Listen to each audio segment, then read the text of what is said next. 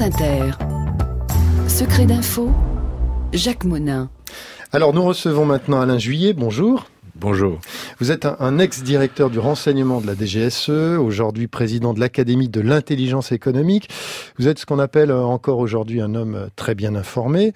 Du gaz sarin a provoqué la mort de 72 personnes en Syrie le 4 avril dernier. Jean-Marc Ayrault promet des preuves de l'implication du régime syrien, il l'a dit il y a quelques jours, dans cette attaque. Les États-Unis, de leur côté, affirment qu'ils détiennent également des preuves. Mais vous vous dites prudent. Pourquoi ça ? Parce que je pense que dans l'affaire syrienne, dans l'affaire du chimique en Syrie, depuis le début, il y a des manipulations dans tous les sens. Ce qu'on voit depuis le début, c'est que pour diaboliser Bachar, qui n'est pas pour autant un modèle de vertu, donc on ne me fasse pas dire ce que j'ai pas dit, on utilise très souvent l'histoire du chimique pour le charger en disant c'est lui, ce sont ces hommes qui ont fait des attaques chimiques. Or, effectivement, ils ont utilisé du chimique au départ, mais nous savons que les gens de Jamal al-Nosra, enfin les anciens d'Al-Qaïda et les gens de Daesh, ont mis la main sur des entrepôts de chimiques, obus et roquettes chimiques, dont ils sont emparés. Ça, tout le monde le sait, et il y a eu, depuis cette époque-là, il y a eu des utilisations par le régime, mais il y a eu des utilisations également par Daesh, enfin par les hommes de Daesh, contre les gens du régime. Et le plus flagrant, ça a été ce qui avait été la première grande affaire d'attaque chimique qu'on avait mis sur le dos de Bachar, vous vous souvenez, où il y avait 2013. En 2013, où là, les Français, les Américains, tous ceux qui étaient contre Bachar ont lancé l'information en disant c'est un scandale, Bachar a utilisé du chimique, mais l'enquête qui a été faite a conclu au niveau de l'ONU qu'il y avait certes du chimique, mais on ne savait pas qui l'avait utilisé. Et récemment, le MIT et Harvard, enfin donc deux universités américaines, ont sorti... Massachusetts Institute of Technology. Absolument, oui, c'est vrai, vous en avez si vous le précisez, qui est la meilleure université américaine technique, a sorti il y a quelques mois un rapport en disant... Un peu plus, en 2014. Ouais, oui, excusez-moi, en 2014, mais oui, mais qui a été vraiment, qu'on a rediffusé, alors on l'a rediffusé il y a peu de temps, mais qui a expliqué justement que c'était pas le cas et que le chimique avait été utilisé comme arme par Daesh.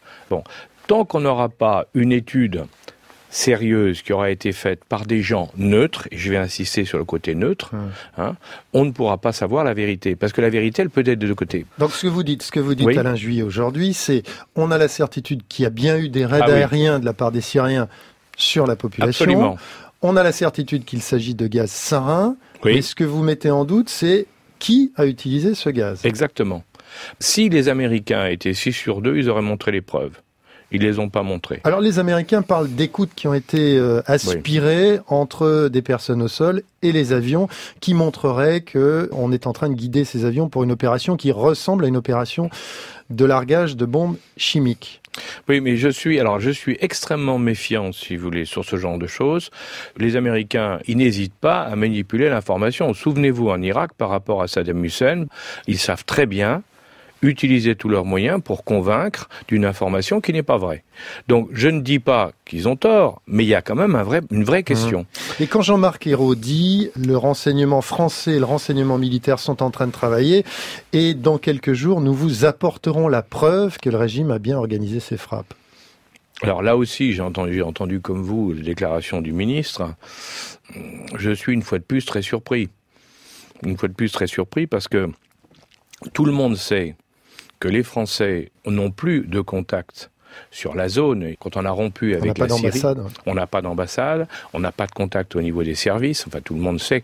La France a pris un parti pris. Après, on fait partie d'une coalition, il y a des échanges d'informations. Voilà, bien sûr. Oui, mais alors, si le ministre annonce des informations qui vont venir d'un autre pays, est-ce qu'on est sûr que ces informations ne sont pas des informations manipulées ? Moi, je ne crois, si vous voulez, qu'à une enquête internationale neutre, c'est-à-dire avec des pays neutres. qui ne sont pas belligérants sous une forme ou sous une autre. Et à ce moment-là, on verrait vraiment ce qui s'est passé. Alors, il y a un chercheur, Olivier Lepic, de la Fondation pour la recherche stratégique, qui, sur France Info, là aussi, il y a 2 jours, soutenait que pour qu'il y ait utilisation d'armes chimiques, il faut qu'il y ait un élément de dissémination, c'est-à-dire une bombe ou une roquette.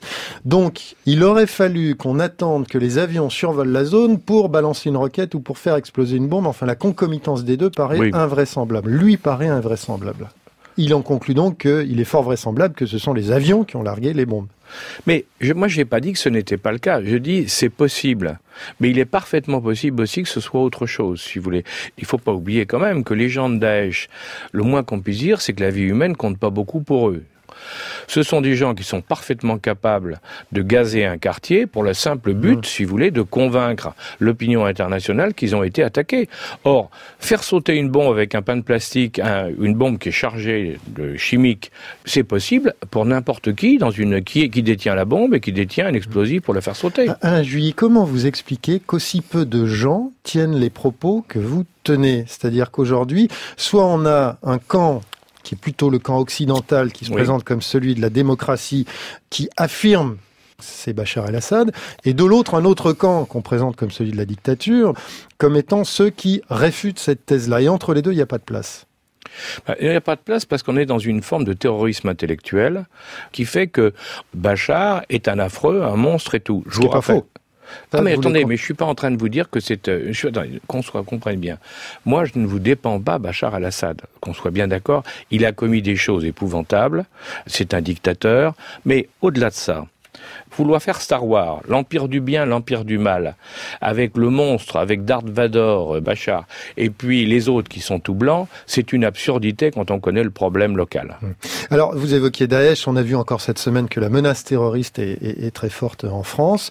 Pour autant, peut-on tout autoriser? Je m'explique. En juillet dernier, la loi renseignement prévoyait de mettre sous surveillance en France toute personne susceptible de constituer une menace. Bon, on comprend. On y a ajouté depuis y compris son entourage, donc on élargit le cercle qu'on peut placer sous surveillance permanente, mais la délégation parlementaire du renseignement a demandé au début du mois là, à ce qu'on puisse aujourd'hui surveiller en temps réel toute personne à partir du moment où les services de renseignement le jugeraient utile, c'est-à-dire sans même avoir à justifier d'une menace. Est-ce qu'on va pas trop loin dans la demande qui est faite par ces parlementaires? Il faut faire très attention de ne pas franchir la ligne rouge, c'est-à-dire que nous sommes en démocratie, et la force d'un pays comme le nôtre, c'est de rester en démocratie. Moi, ça me rappelle ce qui s'est passé aux États-Unis quand, après le 11 septembre. Quand il y a eu les attentats du 11 septembre, George Bush en a profité, il faut bien dire, pour durcir les lois américaines à un point incroyable, puisque tout citoyen américain pouvait être écouté sur simple suspicion d'avoir des liens éventuels avec le terrorisme. Le nouveau président vient de sortir des instructions disant que dorénavant, vous savez que tout étranger qui arrivera sur le territoire américain devra donner au passage en douane son mot de passe, les moteurs de recherche sur lesquels il travaille, son indicatif Facebook, enfin bref, ses numéros de téléphone. Donc ça veut dire que dès que vous rentrerez aux États-Unis, vous serez passé à la NSA qui pourra vous contrôler. Sur le plan de la liberté individuelle, ça pose quand même quelques problèmes. Voilà, donc risque de dérive possible avec ce genre de mesures qui, précisons-le, pour l'instant n'a pas été prise. Non, je crois que c'est une proposition, mais attention, il faut, et ça c'est le rôle du Parlement, c'est le rôle de l'État, de faire très attention, d'éviter toute dérive. Merci Alain Juillet, merci d'avoir été l'invité de Secret d'Info. Merci. C'est la fin de cette émission. Merci à Léa Dupouyannequin qui m'a aidé à la préparer. Merci à Christophe Imbert, notre réalisateur. À la technique, il y avait Stéphane Boja et Nicolas Slimani avec une programmation musicale signée Jean-Baptiste Audibert. Dans quelques instants, dans CO2 Mon Amour, Denis Chessou va vous parler d'aigle et de loup. Quant à moi, je vous souhaite un excellent week-end.